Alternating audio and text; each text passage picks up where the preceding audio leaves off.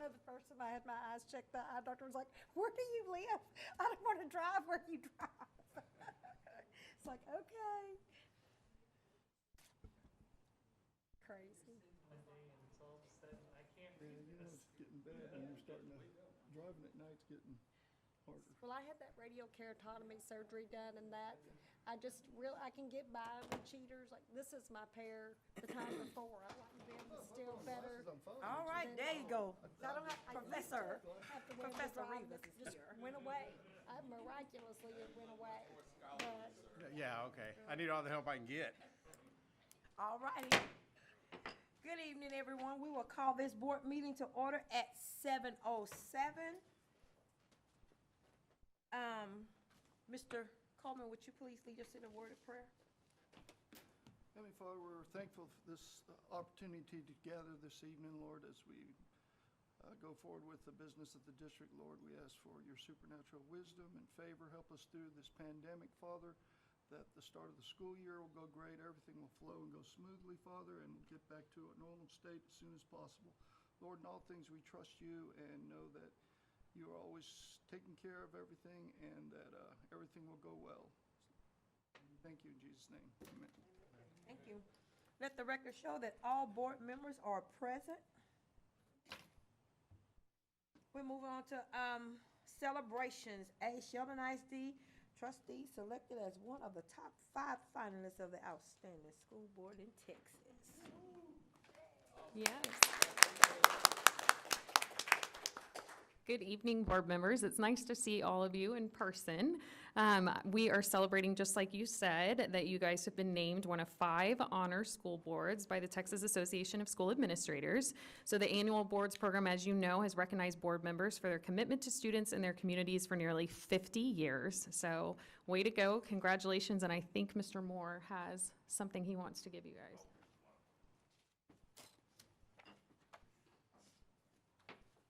Thank you. thank you. Thank you. We got an interview practice session. Yeah, when he's handed out, yeah, you guys out to practice. I know. Derek, if you wanna go over that, if you need me to. I don't mind. Do you? Yeah, no, you go ahead. Okay, okay. Well, first of all, again, congratulations, board. This is a great accomplishment. It's a milestone accomplishment. Not only are you now being recognized for the Regional Board of the Year, but you're one of the top 5 in the state. And so what I wanted to provide you this evening was what are some of the next steps that we have to take. As you are well aware, the convention this year has been postponed. It will be virtually, so therefore the Board of the Year interview process will be virtual as well. So now that you are a top 5 board, the representatives from Region 4 would like to virtually meet with you on a Zoom call, and they would like to go over some of the procedures that that will help you in the interview process, which will take place about a week prior than the virtual conference. So, what else was I going to say? The date's there, so really it's about the board. Yes, sir. And we need all 7 board members there. It's critically important that all 7 board members are actually at the practice and then actually at the interview to really have a chance to compete for the grand prize. And so there's student dates there. If those dates absolutely doesn't work for all 7, then we can choose another. But those are the dates they submitted to us. And Sandy can send it out, or we can decide now. The board is, if y'all are up for choosing one of those dates now. Yes, again, the September 15th date is not recommended because that's our next board meeting date. But as Dr. Davis mentioned, they did say that we could choose anything other than the other 2 dates that were suggested here. And it will be virtual, so you can do this from home.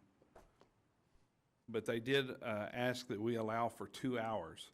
Now, the actual interview at the virtual conference will only be 30 minutes.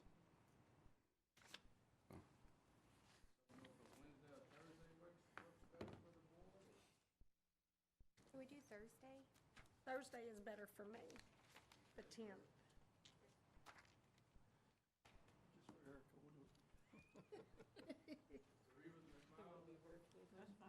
Everybody say Thursday? So who will the practice session, who will Region 4 do that with us? Yes, ma'am. Dr. Robbie McGowan and Oh, okay, Christy I'm sorry, Hernandez. it would Yes, help if I read. Okay. It's gonna be at home? yes, ma'am. It'll be virtual on a Zoom. Yes, ma'am.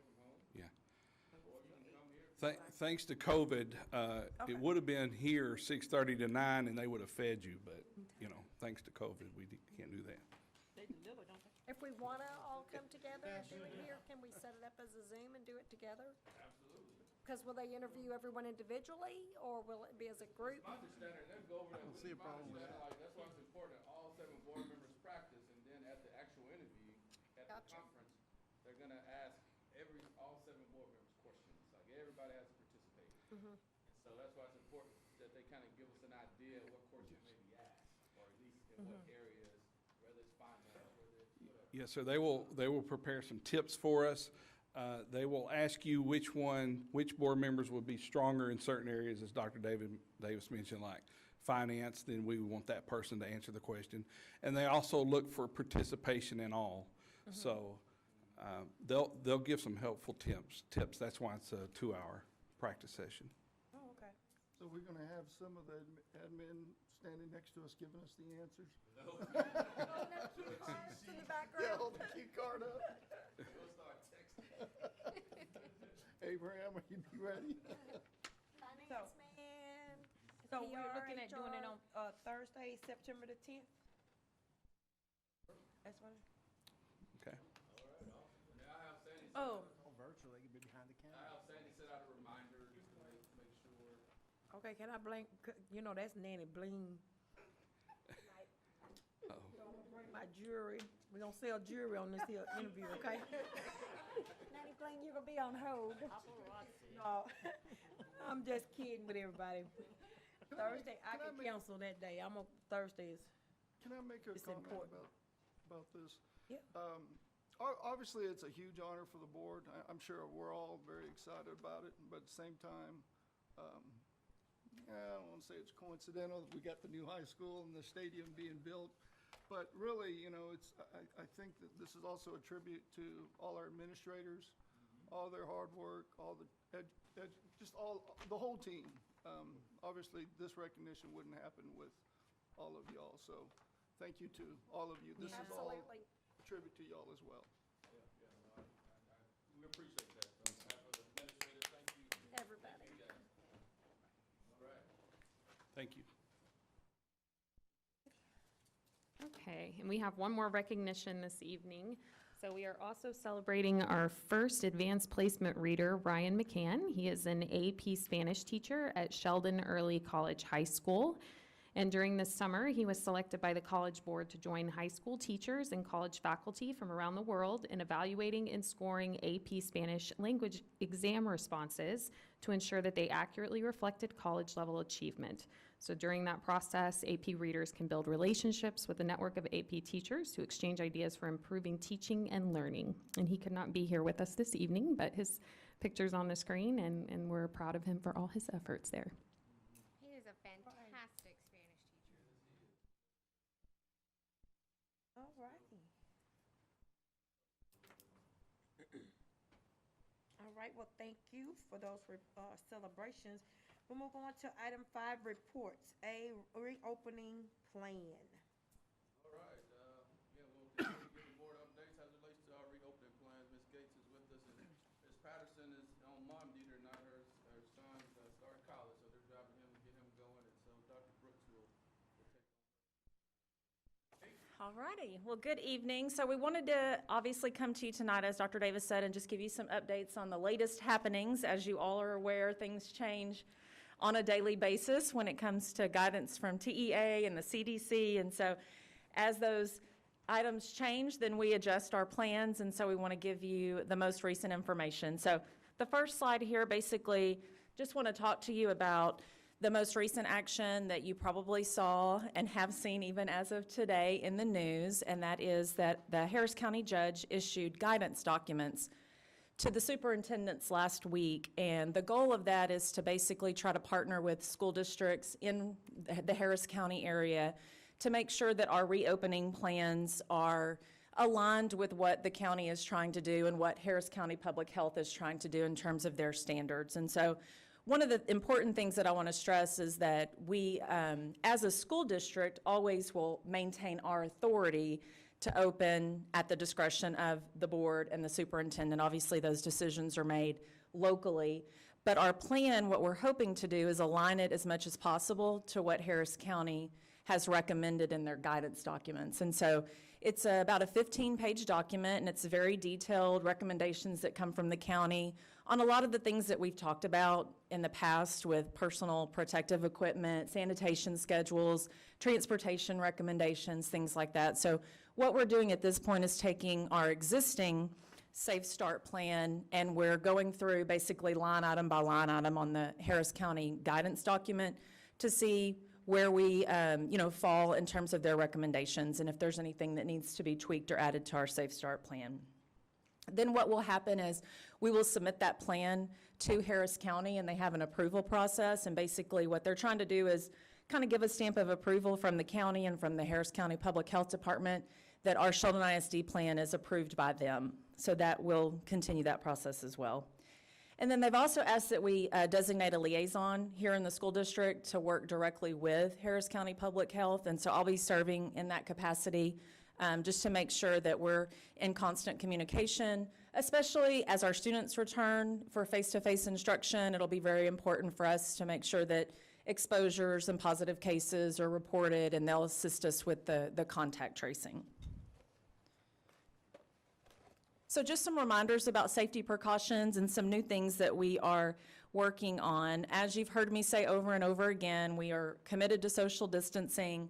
We've put that in our Safe Start plan. We've been training our campus administrators about our commitment to do that. And part of what we did, as you'll remember, we went through a registration declaration process where we asked parents to go ahead and indicate if they would have their students participate in Sheldon On Demand, the virtual platform, or if they were going to prefer to have Sheldon On Site, which is what we were calling our face-to-face in-district instruction. And right now, our numbers are holding pretty solid. We have about 75% of our student population that had selected Sheldon On Demand, the virtual platform, and about 25% of our student population that said if and when schools are allowed to reopen or we choose to reopen, then they would prefer that their students come back face-to-face. So with those numbers, the good thing is we'll be able to social distance without any issues. The capacity will not exceed our ability to do that, and that's one of the things we had mentioned to our community was we'll have to watch how many kids are wanting to return for face-to-face instruction, and then obviously as those numbers go up, it might hinder our ability to ensure social distancing in all settings, but right now it looks like we're going to be pretty good there. As far as other measures, you'll see an action item tonight regarding individual dividers. It's a new item that we were approached with that school districts are trying to do just to take that extra safety precaution. And so you have probably seen in different places that you've gone into the public, plexiglass dividers that are being installed in places like restaurants or grocery stores to try to protect workers and the public in general. And so a few weeks ago, a few board meeting back, we had talked to you about purchasing plexiglass dividers for like our cafeteria tables so that if and when our capacity gets up, we'll be able to socially distance in the cafeteria and keep everybody safe. So what you'll see tonight is an action item for individual dividers that we'll be able to even put on student desks. So it's like a little trifold. We have a sample that you can take a look at whenever that item comes up for your consideration tonight. The next thing is transportation. So we are also looking at exploring the use of our buses to help with anything and everything, because as you all know, we have certain groups of employees that are more engaged when there is virtual learning, and then we have some that we are trying to utilize in different ways to make sure we meet the needs of our students. And so we're looking at how we can use our buses to even help with technology distribution and possibly meal distribution. And then just an update on PPE. So as you know, our teachers will be coming back on Monday. So that's right around the corner, and Mr. Bradley and his team have been working really hard to get our PPE starter kits out to everybody, and so that consists of everything you've heard me talk about in the past. We've got hand sanitizer for all the classrooms. We have face masks that are being provided, face shields that are being provided. We have disinfectant wipe stations. We have gloves. We have disinfectant spray for every classroom so teachers can spray things down as people come in or out or students fluctuate in and out of the buildings. And all of those starter kits are being delivered so that as soon as our employees come back, we can make sure they feel safe about, their protective equipment. And then we're increasing our sanitation and deep cleaning of all of our facilities. We've put together a schedule that our custodians will follow. And then we're also bringing in professional training for our custodial crews so that they'll be consistently trained in how to effectively use the products that we have, which are approved for, the purpose of disinfecting and sanitizing, because you've got different chemicals that can be used for different things. So we want to make sure that all of our custodians are trained. So that'll happen in order to make sure that there's a standard in the district on how things are going to be cleaned. All right, and then just kind of our big items that are still lingering. We have our technology distribution that will start happening next week.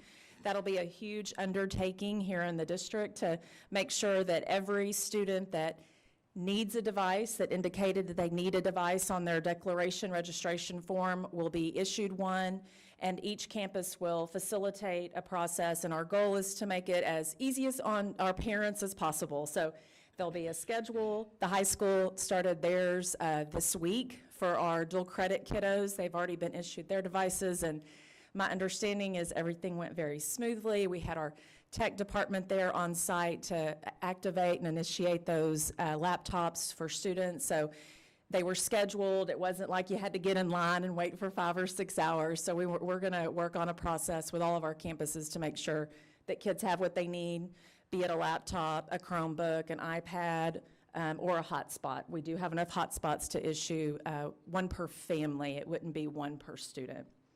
And then the next update is just regarding our meal service plan. So I've spoken with you about this before, but just want to let you know, right now we're currently on our summer feeding program. That'll run through this week.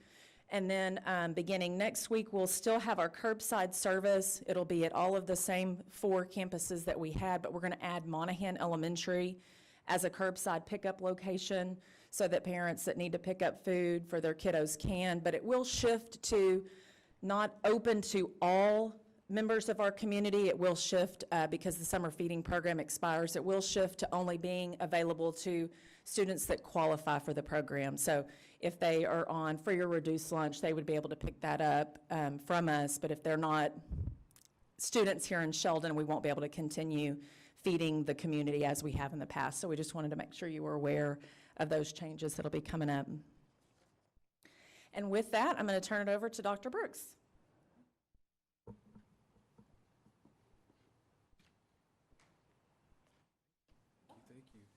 Good evening, Board, Madam President, Dr. Davis. So just want to give you an update as it pertains to our academics, right? The direction that we're going in and the things that we're putting in place to ensure our student success as it pertains to academics. Here really quick, I have a short video to share with you that depicts our pre-K and kindergarten bilingual summer program, and it's really similar to how we're going to proceed this fall with our students and with our teachers teaching our students.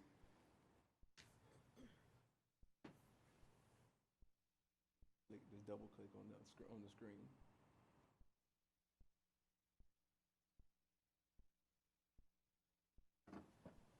Right there you go.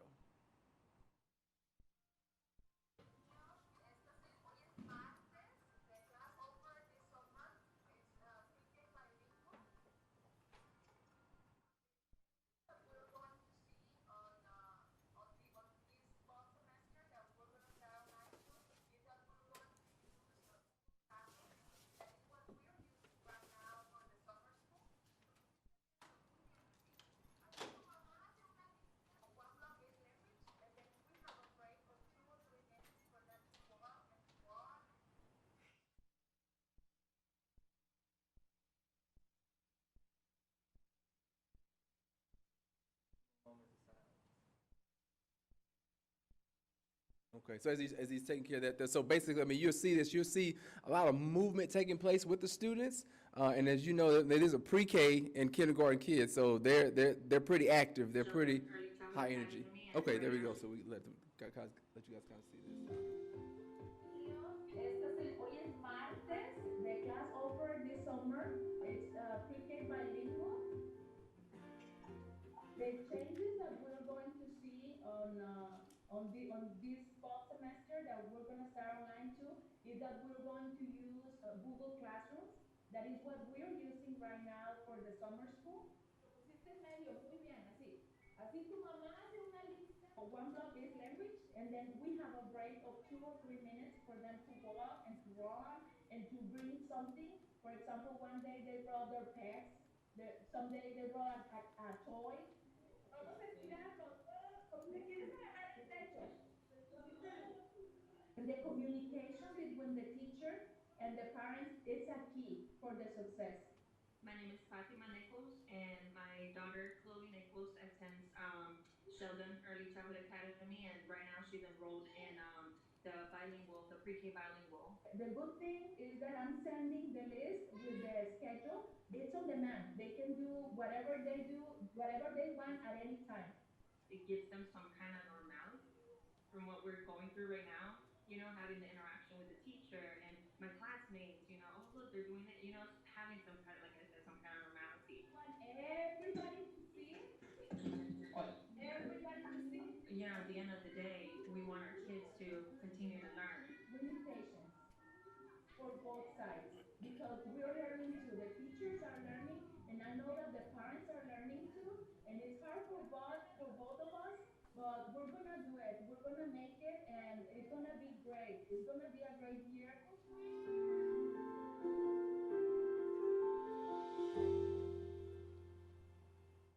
Thank you, sir. So as you can see, I mean, there's a lot that's going to have to go into our teachers being extremely creative to keep the students engaged over time. I mean, so, and remember, so I think we shared on the town hall meeting that our students would not be on the computer or sitting in front of a screen for an extended period of time from literally from our pre-K all the way to our 12th graders. And so we want to ensure that, you know, the movement is there, that we're giving them a varied amount of different assignments as well when they're actually doing the classwork. So it's not going to be just only pen, paper all day, every day, right? So then you talk about projects, you talk about writing, talk about reading, and actually giving students an opportunity to be expressive in their own way. And so there's going to be many different things that we're going to do to make sure that our students are engaged through this process within our new normal. Also, can you go next slide there? And to ensure that, what we're doing is we're training, right? We're training our teachers to be able to do that. And so one way that we're doing that is the start of the process is by our Sheldon On Demand University. Currently, we have 616 teachers that are enrolled out of 700, about 700. And then we have 407 of them that have completed the courses and literally graduated. They're actually getting excited, board, about the badges that they get once they finish Sheldon On Demand University. And so it's really for them, it's solidifying them knowing how to navigate through Google Classroom, the Zoom, the Google Meets, the resources that we're going to actually use to engage our students. Is that something that's mandatory for all teachers? Yes, sir. So the state has come to us and said, we need you to ensure that the teachers know how to actually implement virtual learning within your school district. 700 and some odd teachers, and there's only 616 enrolled, so I didn't know if it was something that's mandatory for all teachers, or some of them just didn't need it, or? Yeah, they all have it, yeah. And so what we're doing is it's kind of a motivator for them, it's an opportunity for them to get it done now outside of their contract time. It's for comp day, but then if they don't get it done prior to when they actually start, they have to still get it done, but it just won't give them an opportunity to do it towards comp time. You go to the next one, please. And so the next individuals that we need to make sure that we engage and educate as well, or equip them, are our parents, right? And so we want to ensure that we have a parent PD that that's pretty solid. And so what we want to do is what we call the Tech Tips on Tuesday. So currently what we're going to do is we're going to roll that out on August the 27th through September the 4th. We're going to do it every day from at 10 o'clock in the morning, and then another time we're going to do it at 6 in the evening. And so when we do that at 10 in the morning, we will complete the professional development, and then we will have it recorded, and then we will push it out through email and then various means of social media, so our parents will have it to refer back to if they need a refresher on that particular part of the professional development, being able to help their kids in the classroom, on their virtual classroom, being able to understand how to navigate through to get help if they need it. As Brian mentioned earlier, the help desk, being able to get to different places on the website and being able to navigate throughout that. And so we're providing that for them. And the sessions will focus mainly on the technology skills and the programs needed. So we'll have additional programs for the students to even be able to learn but play on at the same time as well during the times that they're not necessarily within inside of a classroom, but we'll be teaching parents how to navigate and get to those sites so that the students will continually be engaged in the learning process. And then also we were going to look at having an actual first day dress rehearsal. So we've heard that a lot of different districts throughout the state or throughout really this area, they've had challenges on that first day of school. So in the cabinet meeting, we said, guys, it'll be a great opportunity as well as idea for us to do a dress rehearsal, if you will, for our parents, for our students, for our teachers, for our admin, prior to school actually starting. So if you guys remember, every year we have Meet the Teacher. So that same evening, the students, they normally physically go to the campus and they walk and they go and go by their schedule to every class. So why not do that same thing virtually on the platforms that we're going to actually use and allow the parents an opportunity to mess up, to get it right, to sharpen their skills, allow our students those same opportunities if we do a dress rehearsal prior to us actually starting school. And so that we make sure that our programming, our infrastructure is in place the way that it needs to be so that we can have a successful first day of school in Sheldon ISD.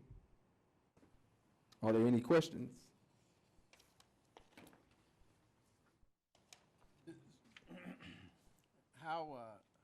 I'm just curious, I mean, to know or to get your thoughts, or Dr. Davis, anyone's thoughts on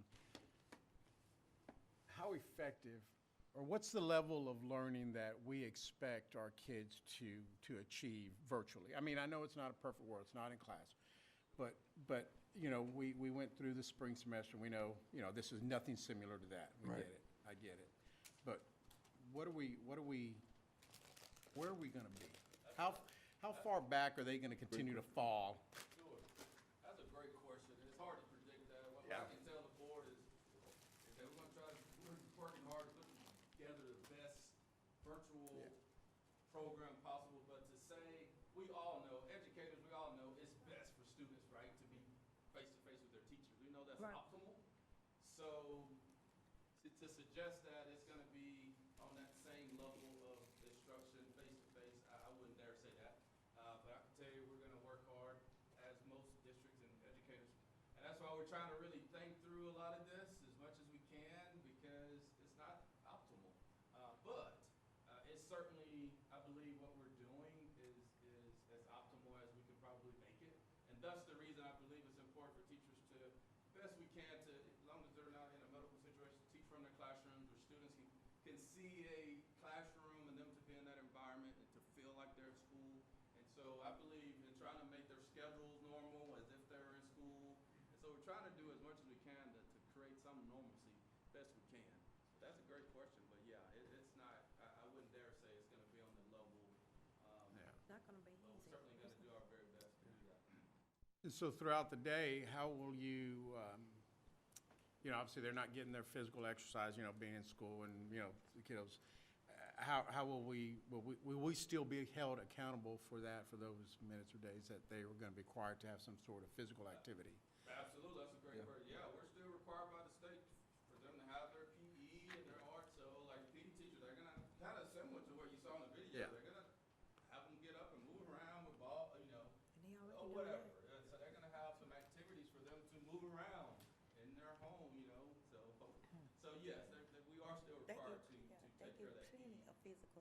requirements, if you will. So will the virtual classroom time be the same 8 to 3 type of schedule? So his question, will it be the same? So yes, we're trying to mimic or mirror a typical schedule. And that's why we gotta get kids, I know they've been probably sleeping in late and all that good stuff, but we're trying to get them like school starts at whatever, high school, 7:10. So make sure. But you know what? 7 this morning. But you know what I can say? Having family members and some of my church members that are educators that are in some of our surrounding districts, Sheldon, y'all got it going on because Humble was all, well, I ain't gonna use that word because everybody might hit me, but they were actually just literally went back and didn't have a clue. Parents don't know, because I got some family members in don't know. Spring ISD, all of them. And when I start explaining to them about what we have, Sheldon on demand and this, that, and the other, y'all giving teachers, the parents, everybody, a whole lot that a lot of our surrounding districts are not even, can't even put a nail to. So, I mean, I take my hats off to y'all because y'all have gone outside of the box to try to make it easy, convenient, and a way of learning for our children. And I mean, with this pandemic going on, there is no way we gonna know nothing. I mean, everybody's in limbo. Hospitals, corporate America, everybody don't even know how to do it. But y'all have gone beyond, outside the box to try to make sure our children are educated, our parents are educated. You keep us in a loop of everything. I don't even have a child in school, but I'll have Miss Miles' grandbaby at my house. So I'm gonna have to learn how to do this virtual learning so I can help them babies do all this stuff. And I mean, because some of the parents, even some of the parents' kids that, are educators and they're going back to work. And that, Miss Archie, can you, okay, so I can use what we have for that child that I keep that child to go to Humble. And then, you know what I'm saying? So I applaud y'all. I take my hat off to y'all. I'm serious. I give y'all kudos, whatever it takes, a Emmy, a Grammy, or whatever, because y'all are doing it. Y'all really are. And I must say, y'all can pat yourself on the back. That's one time y'all. So. Well, it's been a huge undertaking, but we're pushing, guys. I mean, I won't say it's gonna be perfect. I promise. We know y'all technology, when it works, is great, but when it doesn't, that's why we want to do like he said, we thought, well, let's do a trial run here. Hopefully everything's working, Definitely. So anyway, we're trying our best to think of all the things that possibly we may be missing, but, so yeah. What about extracurricular and, athletics, so that have to come to the school? Are we busing those kids in at a certain time, or? Yes, sir. Great question. Yes. So busing, we are. So again, we're trying to follow a regular schedule. So of course, those kiddos, because again, our transportation, we have enough. They need something to do anyway. So we're gonna have our transportation to pick our kiddos up. That's whether it be band, athletics, and come in during the times that they need to come in. And that'll still be ideally at the end of the day, whatever time that is. Very, very much so. For the most part. Again, trying to mirror a regular high school schedule. Technically, they have like athletics and band, like whatever, the next to the last period. Yeah, 5th and 8th. 5th and 8th, Fifth yeah. and 8th period. So they will come a little bit before the end of the day. And Middle school the same. Middle school the same at the end of the day or the beginning of the day. So for athletics as well. That's right. So because our middle school, I think, is at the beginning. 7th grade is at the beginning, and 8th grade is at the very end. Nevertheless, we will be providing transportation. And so I just want to, I'm still a little bit, I want to make sure I'm clear on it. So when the teachers, because you showed the video there of the pre-K, okay?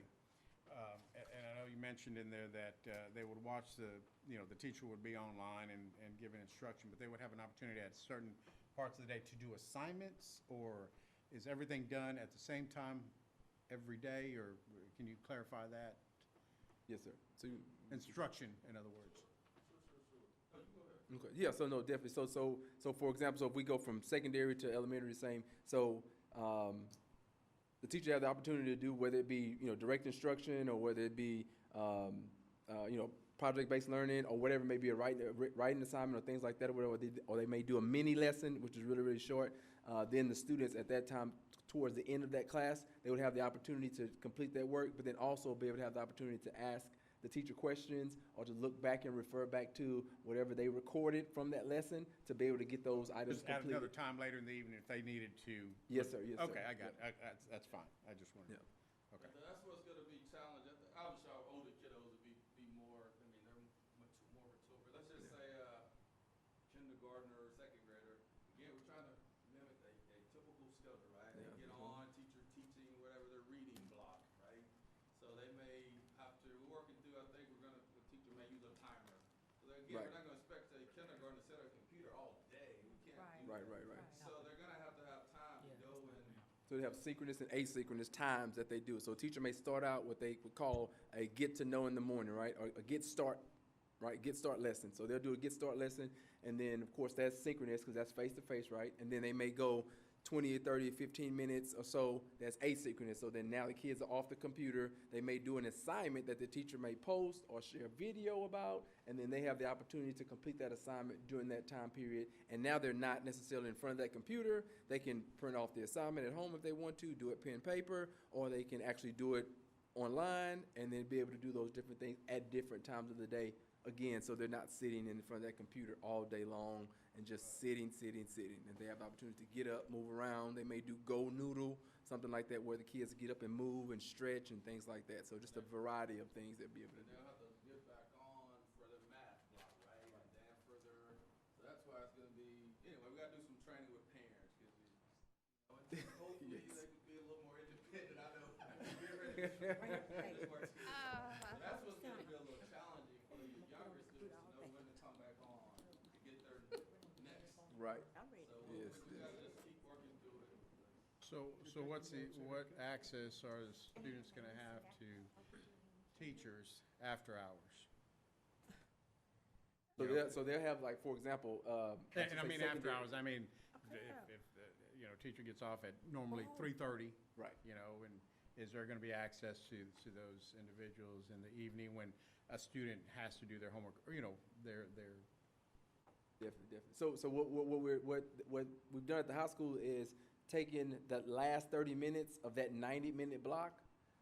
It's set there for the student to be able to interact with the teacher and get questions answered in whether it be a breakout room or office room virtually, and then they'll be able to get those questions answered just throughout the day. So it may be after every period that they'll be able to do that. So then now, after school, necessarily, after that 3 o'clock or 3:40 or whatever it may be, they don't necessarily have to contact, but if they did have to contact or get further support, then those things would be recorded, and then they could actually go back to those lessons and be able to play that back for them to be able to review over that. Let me add to that, Mr. Rivas, again, trying to mirror a normal school day. Yeah. So teachers are gonna have like a virtual conference period, like you normally would. Like a parent would typically communicate with a teacher. You schedule a time to visit with your child's teacher during, you know, whatever. You, as the board knows, teachers have different conferences depending on what grade level they're on. So teachers will have a virtual conference period time with parents and schedule, Okay. you know, to meet with teachers and so on. I just didn't want us to assume that our teachers would be available 24/7. They have Oh, right, families yeah, too. no, They sir, have, right, no, you right. know, their time to get Yeah, up. they need to, Yeah. they gotta have, yeah. Like you would normally. They gotta refuel Okay. as well, yeah. Okay, all right. That's what superintendent's for. That's, well, you know, To call if I have any questions. You can take a few of these kids off my hands. Definitely. Well, that's one of my biggest concerns is obviously parents have to go back to work, and if they have elected for their children to be schooled virtually, it concerns me that we're gonna have a lot of middle school and high school kids taking care of their elementary younger siblings, trying to stay online, or the families truly reaching out to us and saying, this is my situation, I need help, or kids in daycare because their parents have to go to work, but they don't want to send their kids back, like the first 4 weeks, don't have the option. Have we had any daycares to reach out to the school district to say, help, or are we prepared to do anything like that, or?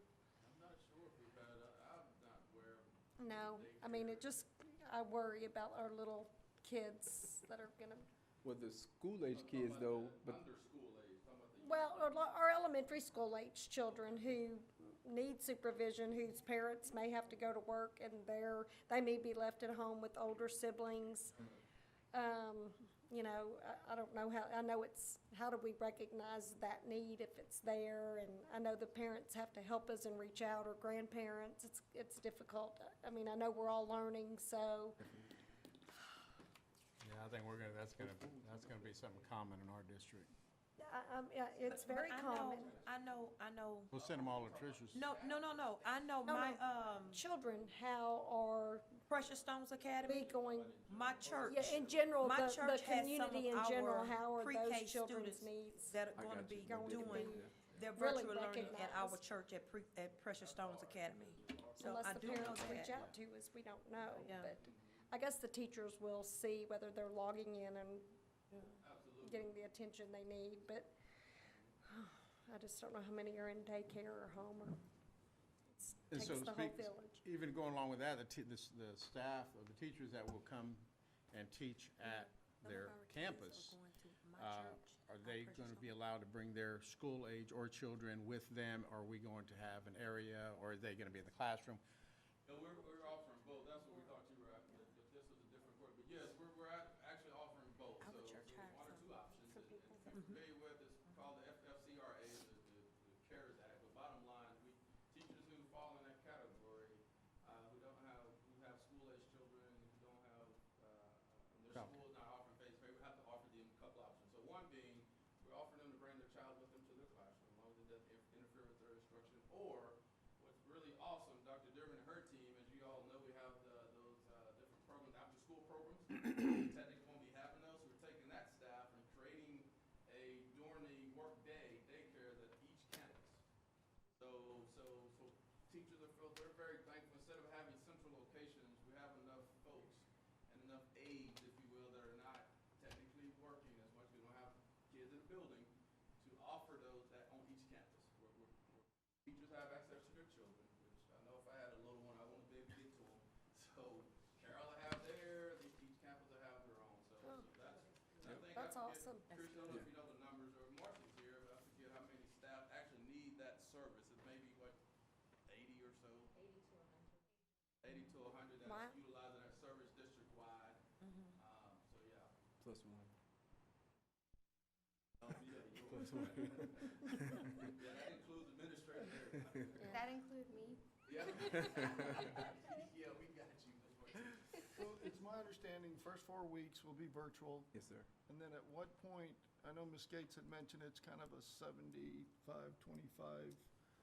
percentage wise, but at what point do parents have to, or we have to know for sure to figure out, what percentage of students will be coming on site?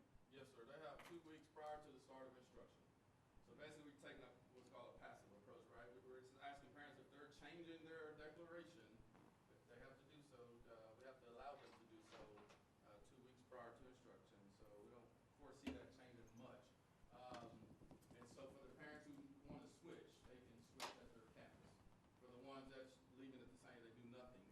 They just either stay virtual, or after the 4 weeks, their child will return in person, unless the board chooses to extend for another 4 weeks. So what we're doing, we'll monitor about the third week or so into this first 4 weeks. We'll come back to the board, and of course, you all probably know kind of if this thing is better or not better. So the board do have an option to extend for another 4 weeks of all virtual. As of right now, we'll start in-person instruction for that 25% who desires it, October 5th. Again, unless the board extends for another 4 weeks of completely, so that's kind of the timelines. We start school September 8th, all virtual for 4 weeks. Face-to-face starts October 5th. And then if we extend, if the board chooses to extend for another 4 weeks, it'd be November.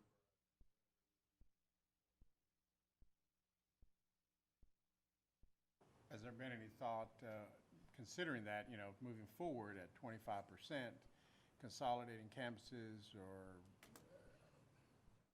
we have 25%, if you figure it, I don't, that's probably not gonna be across the line at 25% every campus, but, if we have 10% at Sheldon E and 30% at Royalwood, now is it fiscally responsible to have Sheldon E open all day for 10% of the kids to go in, or is the possibility to consolidate? Obviously, still trying to maintain that amount of children to be able to social distance, but, And that's the key right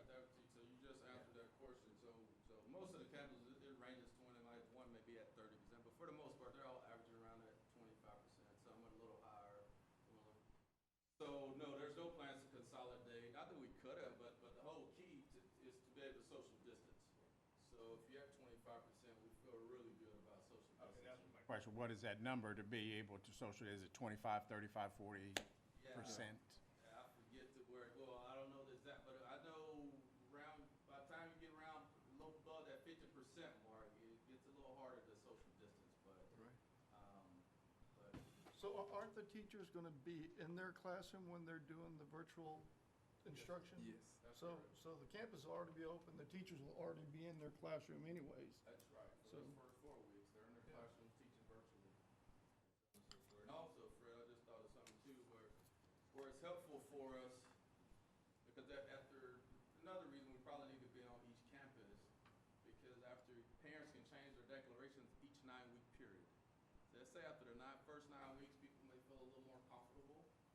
And so those numbers probably gonna start creeping up after the school year. Well, I say that unless this gets worse, but if things continue to get better, I think parents will feel a little more comfortable sending their kids back. Yeah. So those numbers will start increasing, we believe, we'll see. And then scheduling as well, so the master schedule kind of speaks to the building, right, itself, so then if you consolidate them with one, and then when it's time to go back, then it's gonna be kind of challenging to actually create that master schedule to facilitate the learning through the building.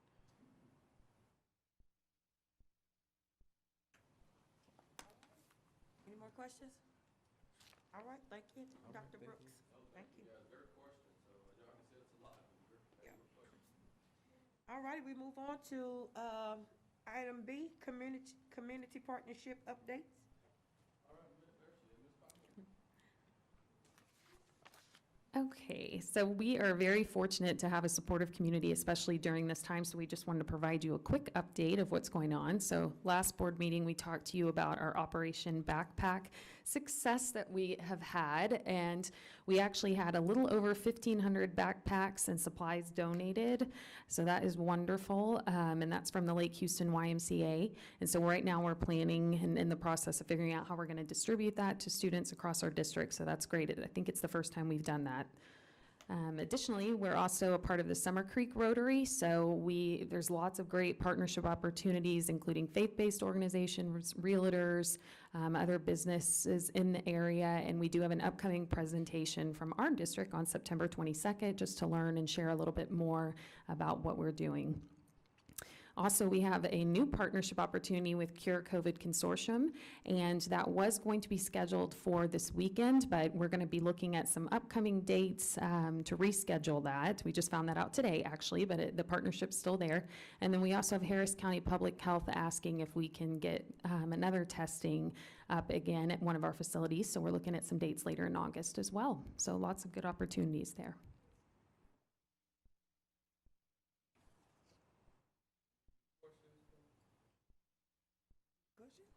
All righty, well, we move on to bond updates. All right, there is one. Hello, everyone. Most of y'all know me, Juan Mendoza, LAN. I've also got Dan Wardrop. We'll be giving you an update on some of the projects. One in particular, Dan, if you want to start on the first one. Dan's been handling the conversion of the middle school to the high school project, and he'll be providing that update. Thanks for allowing me to go first and take the mask off for briefly. I like the M95s, so. So I think the last time I was here was somewhere in April when we had just had a virtual bid opening, and Nash Industries was awarded the contract. And the total contract's about $5 million. $4 million was base bid, and then we added the roof. We also added the Phi Lab and to that project. And so when I first thought about this project, I thought it was a 120 to 150-day project, but we managed to squeeze it into about 90 days. We're going to be just slightly over that. So they basically got started in late April, went through the month of May, month of June, month of July. And then here we are now. The project is complete with the exception of some low voltage. The low voltage is, the fire alarm system is intact and ready to go, just the fire marshal has to come out and approve it. And then there's a new bell system and a new PA system installed in the school as well. But just to remind you of what all we've done with this school, it's a brand-new journalism area, a nursing area and registration, life skills, testing and team area, brand-new signage, brand-new canopy from parts of the school to another part of the school. We have IT enhancements which connect all the schools together. We have new signage, and then you're going to have a new bus drop-off in the back. And so pretty soon it's not going to say Early College anymore. It's going to say C.E. King Middle School. So we expect there are staff in the building currently, and we expect the teachers to be coming back Monday. So, any questions? Any update? Thank you. Any questions? Anybody have any questions? All right, thank you. Thank you. So one thing Dan forgot to add was part of that project is in conjunction with Harris County Public Health is the Phi Lab. So that's been added in that project and it's been done. It's a beautiful space if you all have a chance to run by there and look at that. One of the projects that is in front of me, one of the projects that I wanted to address was the T buildings. I know that we had an opportunity last month or last board meeting to put in the T buildings. Mr. Rivas asked a great question in regards to the power supply that's there. We're calling it a transformer. If we would have any regretted cost on putting a bigger one compared to the small one that we were requesting to power that. Stantec wasn't able to be here, but they gave me a kind of a rundown that the projects, the current T-bill projects, we were looking to increase the transformer by 112 kVAs. So that would supply the power to that. If y'all decide to expand the building, we made some assumptions that we would increase it to a two-story building that kind of copies the existing spaces that are there. Which would be approximately 26 classrooms, 5 labs, an elevator, and a couple of classrooms. Approximately that space would require 225 kVA, so it would be bigger. The cost for the actual new one, if we go with it, for the T buildings is about $4,000. If you do the expansion to the 225, it's about $15,000 for that. We're just talking about the transformer itself. We're not including labor, any conduit runs that we have to run, but we're looking at about, $9,000 to $10,000 of additional cost in that. But that's not just that.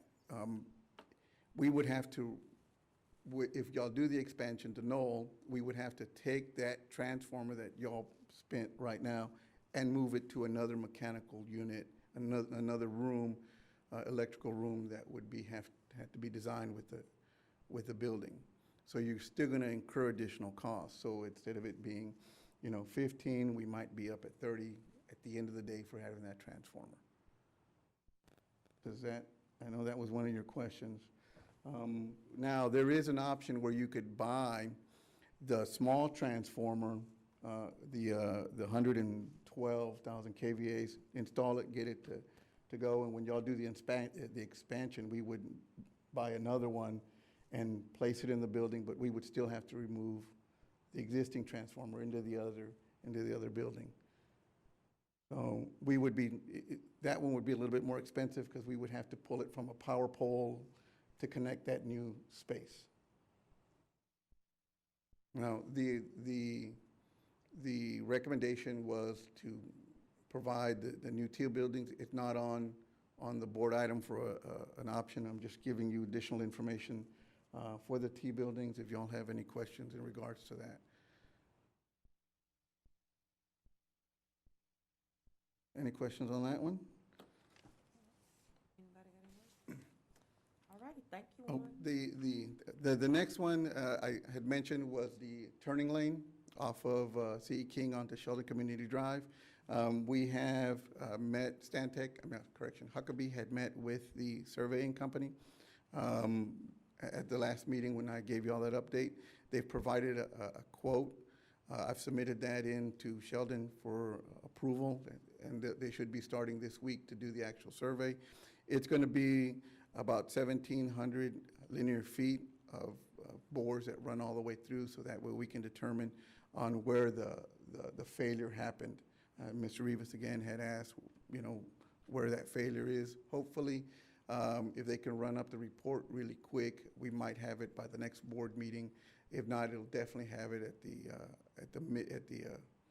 the second board meeting next month to provide that update. Any questions? Which turning lane is that again, Juan? The one as you're going down C.E. King, and you're going to turn into the property, you'll make that left. Okay. If you look at it, there's a lot of potholes on the new section that we installed. And we're trying to determine whether it was construction, that they built it wrong, or whether it's the subsurface that's bad. But as you run down, all the way down C.E. King, you've got potholes down that whole thing. The urgency to get this is Harris County has not accepted that road. They have not also accepted the road as we turn in from Garrett into the building. So we'd be making another left into the building. They have not accepted that. Every pothole that occurs in this time frame without warranty, Sheldon will have to pay for it. So we're trying to minimize that and get the analysis of where the responsibility lies. Any other questions? Thank you. Thank you. Okay, we move on to item 6, consent agenda. Can we get a motion? Anybody want to pull anything out? If not, can we get a motion on the consent agenda? Madam President, it's recommended that the consent agenda be accepted as as posted, it become part of the minutes herein. Motion from Ms. Palmer, Second. second by Mr. Rivers. Any comments or questions? All in favor? Motion passed unanimously. All right, move on to new business. Item A. Madam President, recommend the Board of Trustees approve the attached first amended election order for the November 3rd, 2020 trustee election with a copy to be attached to, become part of the minutes. Motion by Mr. Rivas. Second. Second by Ms. Miles. Any comments or questions? All positions have been applied for, right, before the deadline? Yeah. Yeah, we on point. We on point. Everybody's signed up before the deadline. We're good, in other words. Others that have signed up to run against any of the? No one signed signed up to run against any of the current incumbent board members. Thank you, Jesus. The only reason we need to go forward with the board to take action, because the folks still have an opportunity to write in up until Friday. So if nobody writes in, we won't have to incur cost for it, and we won't have an election. All right, that sounds good to me.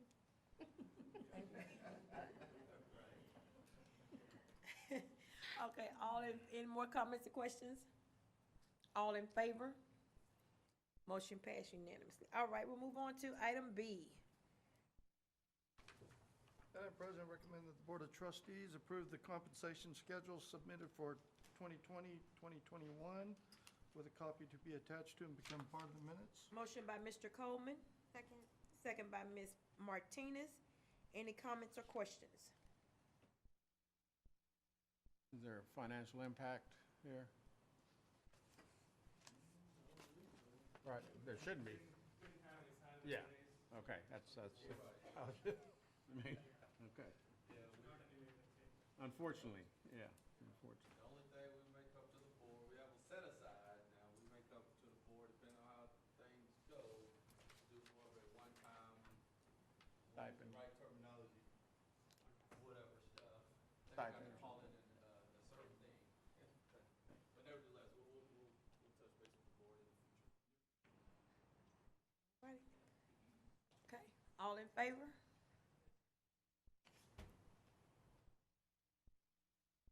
favor?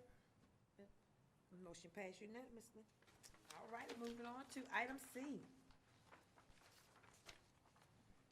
Madam President, recommend the Board of Trustees approve the order for laptops for high school CTE students as presented by CompuCycle at a price of $162,750 with a copy attached to become part of the minutes. Motion by Mr. Rivas, Second. second by Ms. Palmer. Any comments or questions? Do we have an idea how many more of these we have coming? I'm just, I know, I get it, I'm just. That's a great question. Yeah, it's a good question. So we're getting very close to that one-to-one solution once we get so I wouldn't expect much more after Okay. this. Of course, the oldest. No. We can discover something tomorrow, man. I don't know. Are we still able to get delivery on these? I know that was an issue for other These, districts. yes. Okay. Yeah, we do have some other devices that are kind of being held a little bit, Yeah. but these, vendor has them and they should be here. All righty, any more comments or questions? All in favor? Motion passed unanimously. All right, moving on to item D. Madam President, I recommend the Board of Trustees approve the purchase of 10,000 desk shields at a price not to exceed $240,500 with a copy to be attached to and become part of the minutes. Motion by Mr. Coleman, Second. second by Ms. Martinez. Any comments or questions? Bradley, you want to show those? There was a sample, Just so yeah. the board Yeah. can see the samples. Yeah, you can be Miss Vanna White tonight. You look like a model.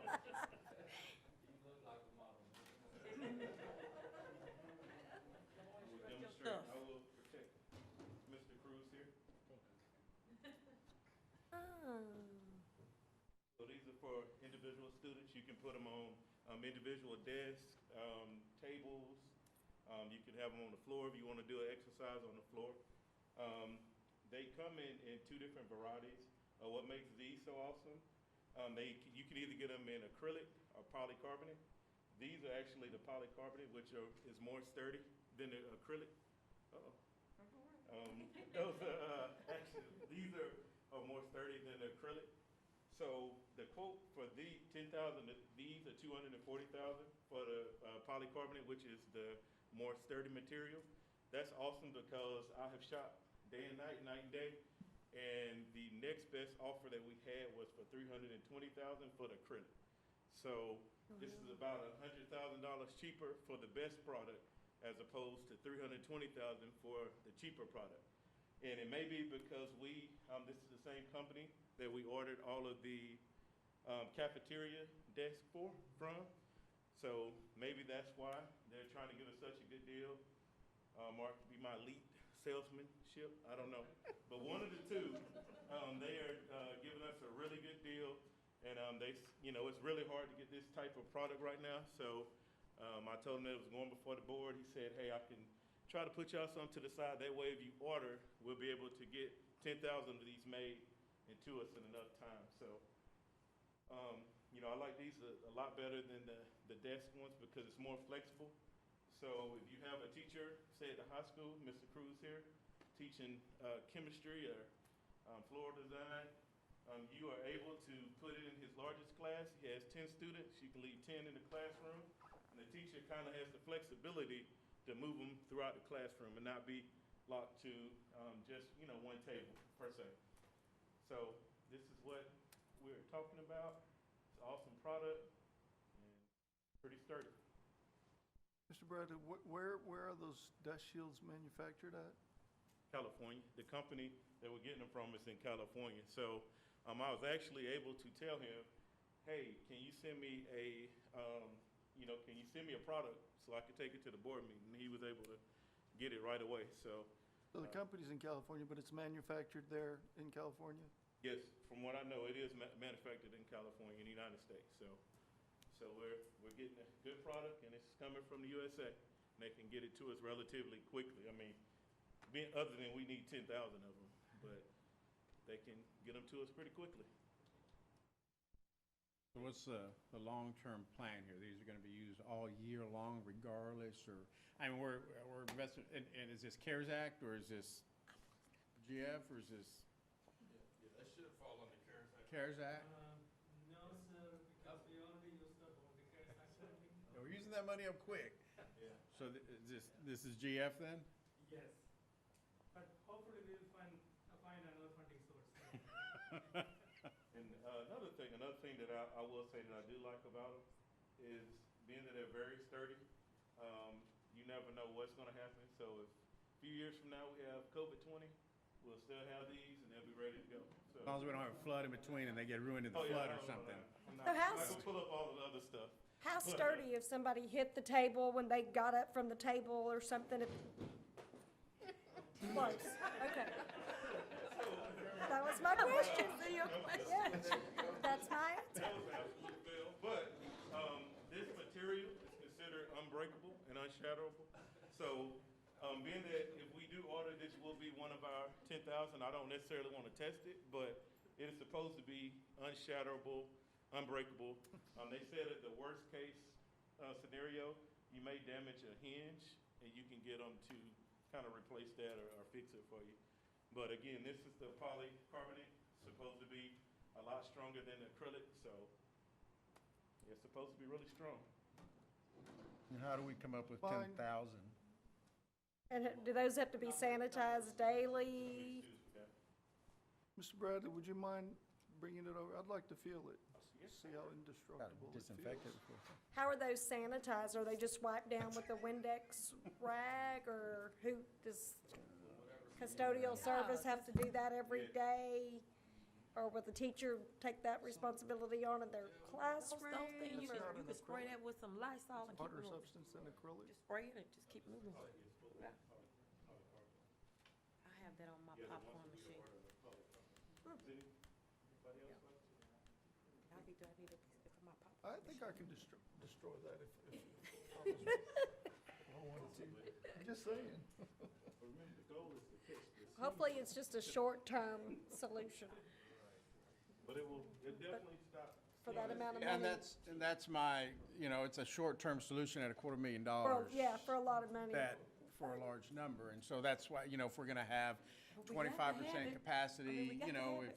do we need so Yeah. many now? Can we, is there, then I understand the availability of it, everybody's buying them also, is that an investment? Be great I for mean, the food you know, fight in the But we cafeteria. got to have it. We got to have Well, it. I don't know if we have, that's an opinion, if we have to have it, But then it if may- we don't have 10,000 kids this year, period, then half of them go put up, and then, You know God what? forbid, we'll never need them again, and I'd rather that's be safe than 125,000. There's gonna be a flu season, there's Yeah, I'd gonna rather be be all safe than kinds of sorry. things that we And now we're just. gonna use them for flu season also, we've never used them before. and- If COVID I'm just talking about right now for this Need year. to get our money's worth out you of know, them. And I don't think we will, all of them, I'm sorry, 100% of them, 10,000 of This them, may that's be mine. something that the parents, if they know that that's available and it's here, they may feel a lot better about sending their kids back to school because it's a germ shield, keeps people in their own comfort zone and. But are the kids gonna really stay behind them? That was kind of the thought. That's the effective, yeah. I the think it's a effective, waste like- of money. I do. And then, and so what We're is, not so mad. in It's a our waste of money. classroom, as far as, because now we've got, we've got a mask, we've got the shield now. What about our audio enhancements? Because you're not gonna be able to hear anything from our teachers if they're wearing everything. I mean, I know we supplied every classroom with audio enhancements. I don't see anybody with them on, but, is that a consideration? Because I struggle to hear right now, and I know I'm a little bit older, my hearing's going away, got hair in there and everything, but, have we thought, what are we doing there? Hadn't planned on anything there now. As it relates to the teacher in the classroom, we're giving them the option of wearing a shield as opposed to a mask during their instructional time. Yeah. Where you can hear. Okay. Of course, they have, for teachers that are a little more concerned, they can wear both. Yeah. If they would like, but I think most will obviously want to wear the shield where their voice, does carry or whatnot. Do we still have those audio enhancement devices available for our That's the district? one that ran around. Yeah, the if they were, I think they're, I think we need to dust them off, maybe get the fresh batteries, because I think we're gonna need But those. you can hear real good out of that because we have. They're gonna have, if they have the mask, the shield, that shield also, that's gonna muffle this, and Not to be really, effective, because so I'm they're just not having to saying shout. I'm just saying, not really, because we have that at church. I teach Sunday school. I wear that thing around and I have to have a mask on, and they hear me real well. Yeah, wearing that Enhancement. Yeah, wearing the Oh, yeah, that's what enhancement I'm and saying. with that mask on Yeah, my for them face to have on that Sunday. enhancement to So, use. yeah, Yeah. you hear real clear Yeah, out no, of those. yeah, I agree. I think Yeah. they're gonna need that. It's gonna be a tool.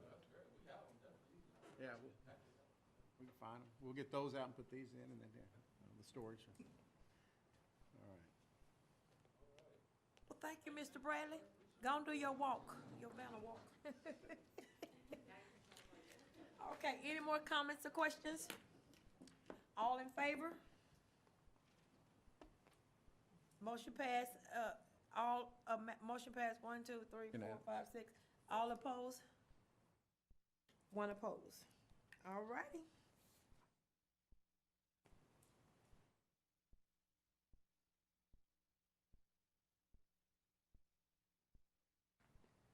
All right, we move on to item E. Madam President, it's recommended that the Board of Trustees approve the 2021 contract renewal with Harris County Hospital District for the school-based clinic with a copy to be attached to and become a part of the minutes. Motion by Ms. Palmer, Second. second by Mr. Coleman. Any comments or questions?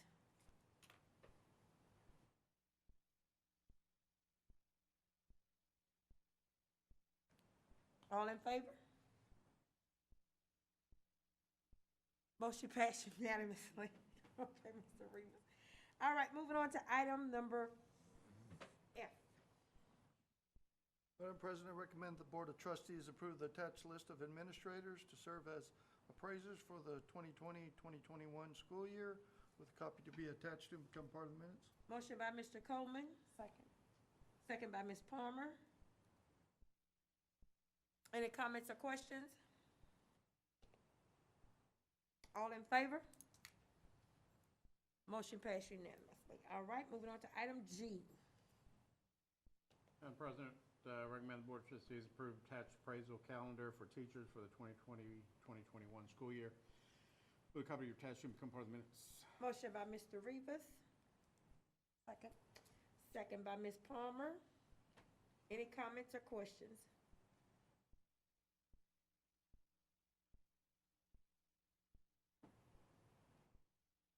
All in favor?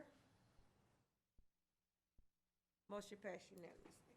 All right, we move on to item 8, board information. You can stop me if you have any questions or any comments or questions. Item A, tax collection report, July 2020. B, investment report, July 2020. C, Sheldon ISD expenditure and revenue report on general operation funds, child nutrition and debt services. D, notification of federal grant award for Sheldon ISD. E, monthly bond project update. Sandy, do we have any comments from the public? All righty, Mr. Davis, Dr. Davis, do we need to go into closed session? We do, Madam President.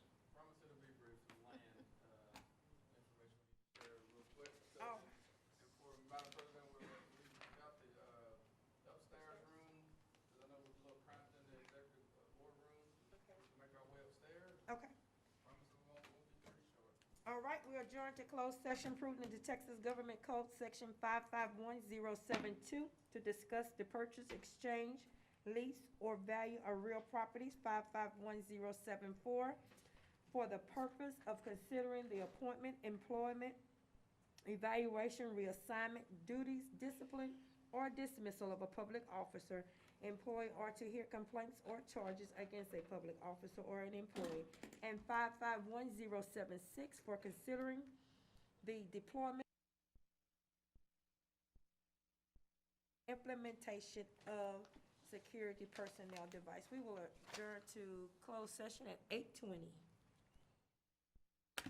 All right.